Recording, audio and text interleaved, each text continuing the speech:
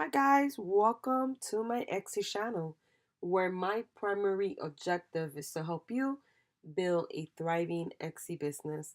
If this is your first time visiting my channel, my name is Nancy. I am a digital marketing specialist and I help Etsy sellers create a thriving business by teaching you the fundamentals of social media, branding, SEO, and much more to take your shop to the next level. So if you are new on Etsy or thinking of opening a shop on Etsy or even an Etsy seller at the current moment, make sure that you go ahead and subscribe to my channel. So on today's video, I'm actually doing a Etsy shop critique, and I'm doing a critique on the shop called Orville Organics. So thank you for allowing me to do a review of your shop, and any tools or resources that I currently use. I will leave the link below to them in case you guys need to go ahead and use those resources as well. So normally the first thing that I do when I do a critique is I select one listing. So I actually selected this listing here. And the resource that I'm using right now to do a critique on the store is xcrank.com. And xcrank.com, if it's your first time hearing about it, is a free service. You don't have to pay anything for. You could upgrade to the pro version, but the free service is free. You plug in your store, and you'll be able to do so many things with it. You could do keyword research, competitive research. You're able to see other listings. You're able to see how you're ranking in Etsy search results, and so much more. So it's a really nice feature because it does help you elevate your store. Obviously, you could also use Google Hour Planner or any other source. It's just this one's nice because it's pulling the information directly from Etsy, so therefore the numbers are a little bit more accurate. So let's go ahead and get started. So the first thing I always talk about when I do an audit of a listing is product photography. It's very important that your photo, it tells what your product is, shows what your product is. There's no distraction, it's compelling, beautiful, and you want to make sure that you look at the photo and you say, okay, would I want to buy that, right? So when I look at this photo here, it's just a circle. It has like the name of the store, and then it has black drawing salt, organic, vegan, cruelty free, and then it has like a your actual Etsy link. This needs to go because right now, if I was browsing through the Etsy search results, I don't know what I'm buying. So therefore, when it creates any type of confusion, the person or the potential buyer is not going to stop to buy or to click. They're just going to keep browsing up or browsing down to look at other people's stuff. So the first thing you want to do is that you want to make sure that you have a compelling photo. Your photo has to showcase your product with no distraction, clear light, beautiful, cropped in a complimentary way. Keep in mind that when you are selling online, all you have is your photos. So a bad photo could prevent you from getting a sale. And it doesn't really matter how amazing your product is or how cheap it is or whatever other thing. However, if you have a bad photo, it will prevent you from making the sale. So I definitely recommend redoing your photo. Now, the second photo that you have of this particular product also needs a little bit of work because when you look at this photo, um, the the color of the organic salt is black as well. So therefore, you have a black background and then you have the product that's black. It's kind of like drowning it. It does. I can't really tell what I'm looking at. So therefore, it's very confusing.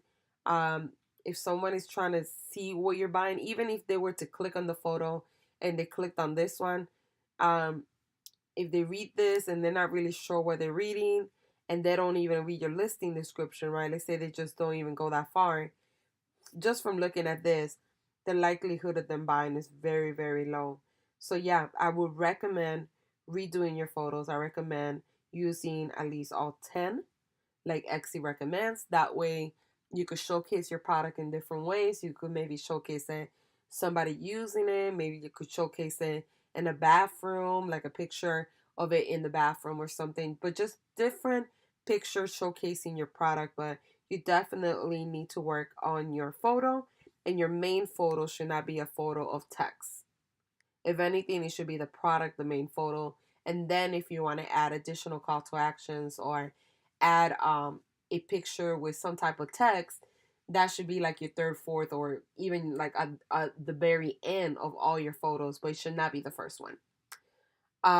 The second thing I want to talk about is your SEO, right? So SEO also stands for search engine optimization. And this is the way that the search engine understands exactly what you're selling. So when you do SEO, there's two different types of SEO. Well, not two different types, I'm sorry.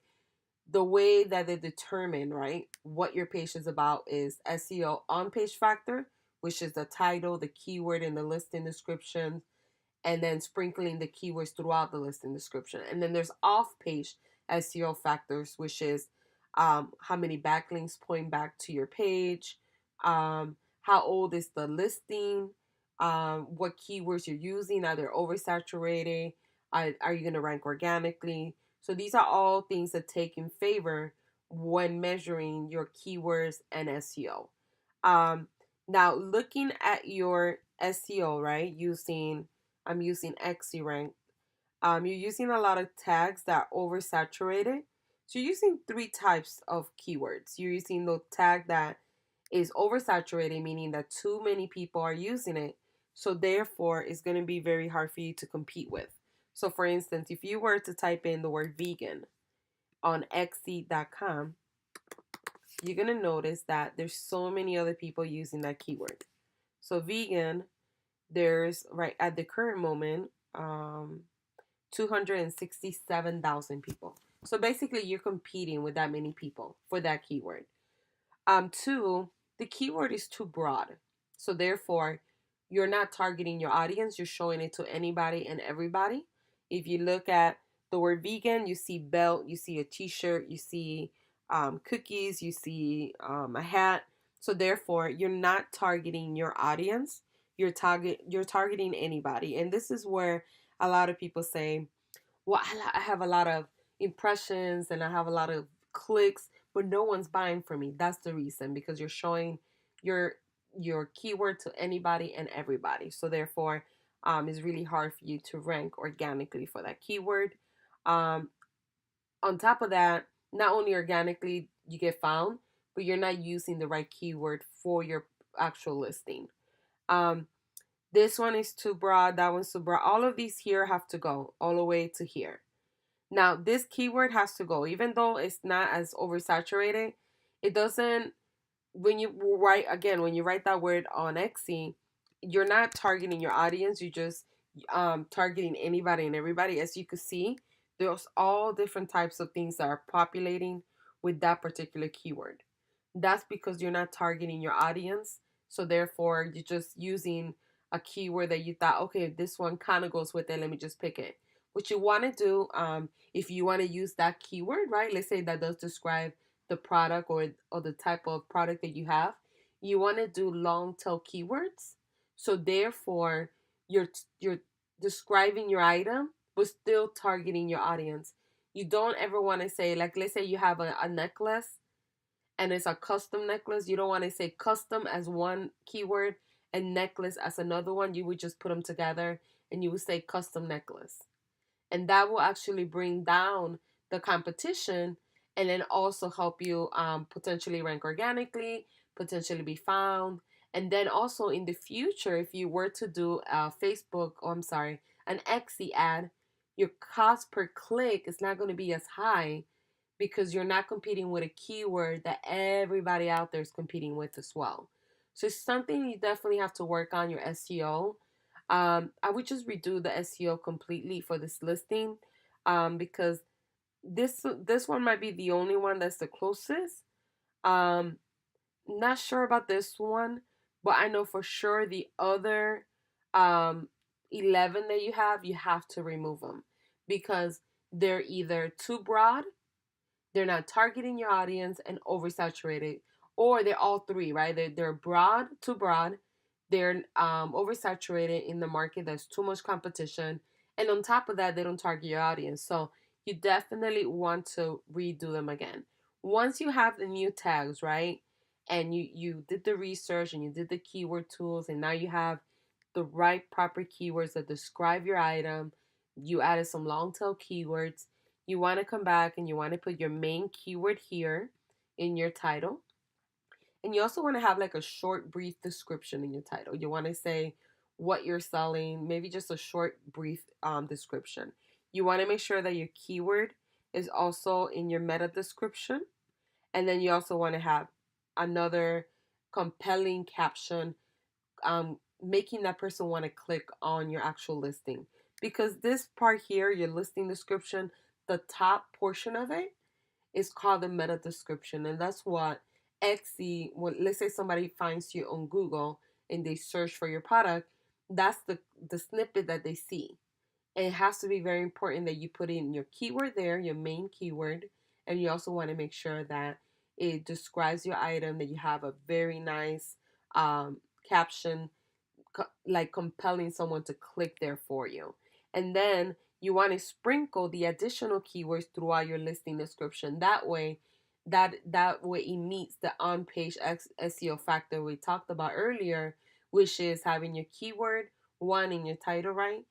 Having it in your listing description on the top 90 words, having the additional keywords throughout your listing description, and then making sure that all your tags on the bottom, which you did a good job with, are all taking place as well down here. So you definitely want to work on your SEO as well. The third thing that I usually talk about is listing description, right? So keep in mind that your photo is what made the person, click on your actual listing because they love your photo and they want to buy what you're selling. However, the listing description is what makes them want to buy from you. So this is the order. SEO is how they found your product. The picture is why they clicked on your product. And the listing description is what made them buy from you. The reason why is because the listing description, you should have everything and anything that describes that particular listing. That way, when the customer is reading it, it builds credibility, it builds trustworthiness. They know what they're buying, they know who they're buying from, what exactly they're going to pay, shipping policy, return policy. Everything that you could think of should be in that listing description. So you want to make sure that you go back to your listing and you kind of reword it. That would be my advice, and create a more detailed listing description. So you know how you have it here. You wrote how it works. That's perfect. And then have a section that says how to order and what comes included and what size and what color, and kind of put it in the sequence order, right? And then put returns and refunds if you have any. Um, and then on the end of the listing description, you should always finish it with your backlink of your main homepage. The reason why is because if somebody browses at the very end of your listing description, what you want to have them do is click on the link so they could stay in your shop. The longer they stay in your shop, the better for you, because then the more potential of them probably buying from you. The chances actually increase now because they're staying longer in your shop. So therefore, I highly recommend adding a backlink at the bottom of your page that's going to take them back to your homepage once they're done either buying or reading the listing description from your shop. And then the last thing I want to talk about is the curation of your shop, right? So the curation of your shop is how your shop looks. Do you have a banner? Do you have a photo? Do you have a logo? Do your colors go together? So what I recommend doing is putting a picture of yourself here. The reason why is because people want to connect. They want to know who they're buying from. It's so important to showcase who you are. Tell a little bit about yourself in your About Me section. So I definitely recommend putting a picture of yourself here. I recommend changing the banner. Um, if you look at the most prominent shops on Etsy, they have banners. They have hours of operation. They have their social media links. They have like pictures of their work. So you want to like kind of look at those, get an idea. I'm not saying to copy them. I'm just saying get an idea, get inspired, and do a better banner for your shop. But I would invest in doing that. That's going to take you from being okay to taking your store to the next level. It's important that, one of the biggest mistakes that we make as Etsy sellers is that because Etsy is relatively very cheap to start and you don't need a lot of money up front to start one, a lot of people don't treat it as a real business. So you want to make sure that you treat it as a real business, whether you got 5 sales or you got 300 sales. It really doesn't matter the sales. First, you shouldn't at first you shouldn't be consumed with how much you're going to sell. You should be consumed with how can I perfect my store the best way I can, right? How can I make it look professional? How can I make it look like the best store out there? You are in a competitive niche and you are competing with a lot of stores that sell similar products as yourself. So you have to ask yourself, what makes me different? Right? What makes me different? How do I stand out from all this other competition, right? On Etsy. How do I stand out? What makes my store better than other stores? And then you got to take those answers and you kind of have to implement them in your store and make changes to make your store the best. So I definitely recommend doing that, looking at your store and seeing how you can improve and what you could do to change it. Um, the colors should be all the same. So if I saw this listing here and I saw this one here, and then I saw that one there, and then I saw that one on Etsy, I would think that they're all coming from different stores because they have different background colors. They're the pictures look different from each other. So one thing you want to do as a brand, right? If you want to grow this into a big brand, is that you want to make sure that your colors are cohesive and you stick with those colors. So once you pick a pattern of colors, you want to stay with those colors. You want to continue using those colors. You don't want to jump from different variations or different colors. You don't want your pictures to be, cut off. You want to make sure that they're cut in a complementary way, that they showcase your product really well. This one's cut off as well. That people know what they're buying, exactly what they're buying, just at first glance.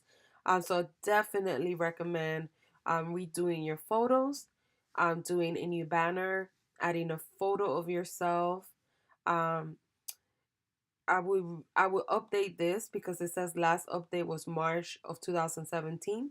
So what you want to do is, even if you update it and you don't change anything, just edit and then update again, because then it looks like you're more active in the store. But if you have an announcement that it doesn't really look like the person is very active on the page, then people might not buy from you either. So you want to make sure that you fix that. That way it looks like you are active on the page. Um, your reviews, I mean, for the most part, your reviews are really good. So I won't talk about the reviews because I guess your products are really great. So that's really, really good. And that works on your favor. Um, your updates could do a little bit more work. There's like flash here. I really don't know what I'm looking at. So that's another thing. You want to make sure that your photos, like this one's beautiful here. You want to make sure that your photos are easy to read and people know what they're buying.